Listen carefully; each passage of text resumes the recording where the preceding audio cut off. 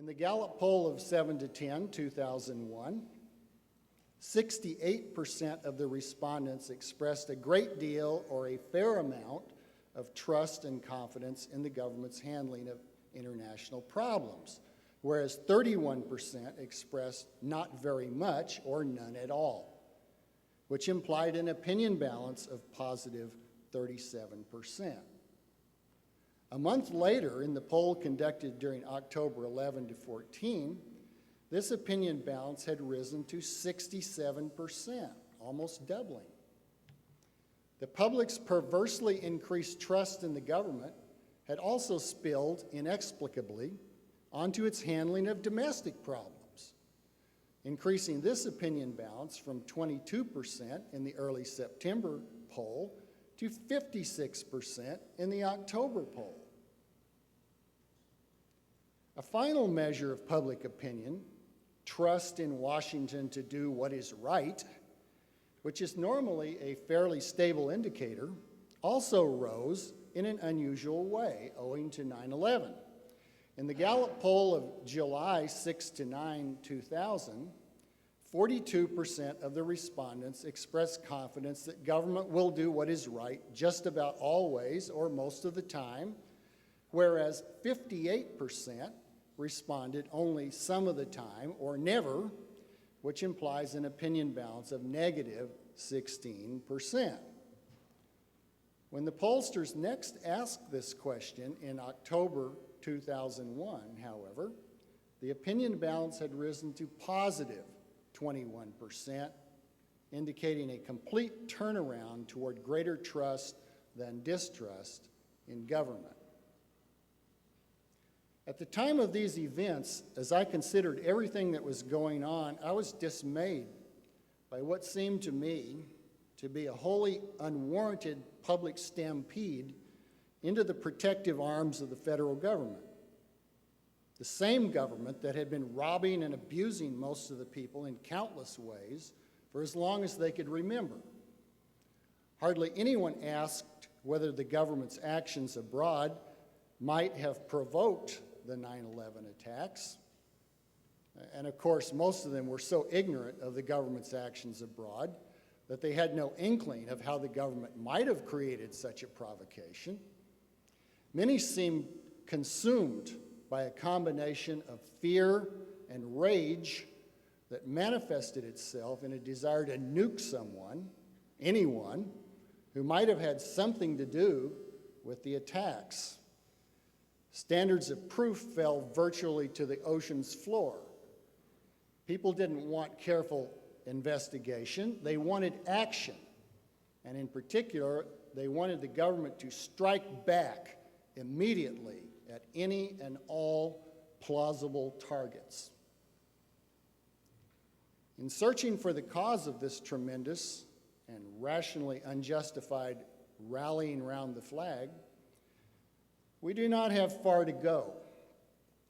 Such public reactions are always driven by a combination of fear, ignorance, and uncertainty against a background of deep jingoistic nationalism, a popular culture predisposed toward violence, and a general inability to distinguish between the state and the people at large.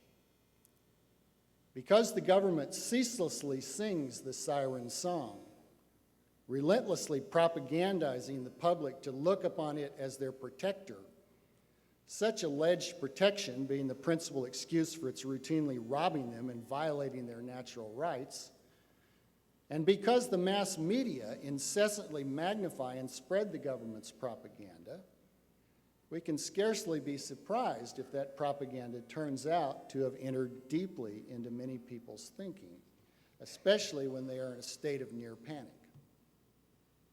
Unable to think clearly in an informed way, most people fall back on a childlike us against them style of understanding the perceived threat and what should be done to meet it.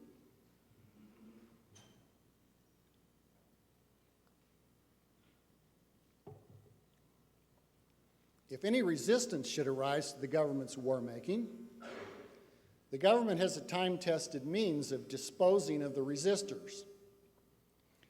Perhaps the classic description of this tactic was given by the Nazi bigwig Hermann Göring when he was being held in prison during the trials at Nuremberg in 1946.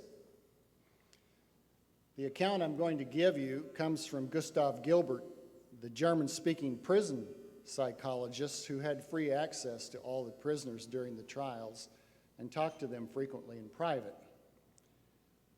Gilbert's book, if you've never read it, Nuremberg Diary, is fascinating reading, and I highly recommend it.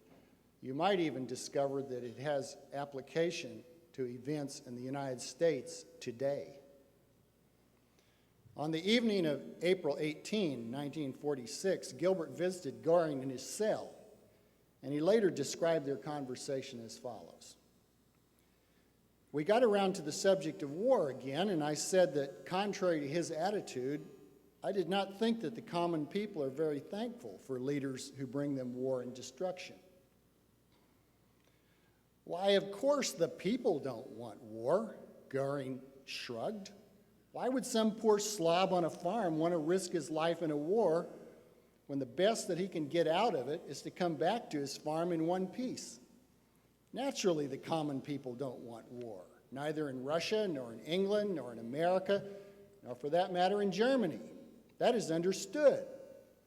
But after all, it is the leaders of the country who determine the policy, and it is always a simple matter to drag the people along, whether it is a democracy or a fascist dictatorship or a parliament or a communist dictatorship. There is one difference I pointed out. In a democracy, the people have some say in the matter through their elected representatives, and in the United States, only Congress can declare war. Oh, that is all well and good, Göring replied, but voice or no voice, the people can always be brought to do the bidding of the leaders.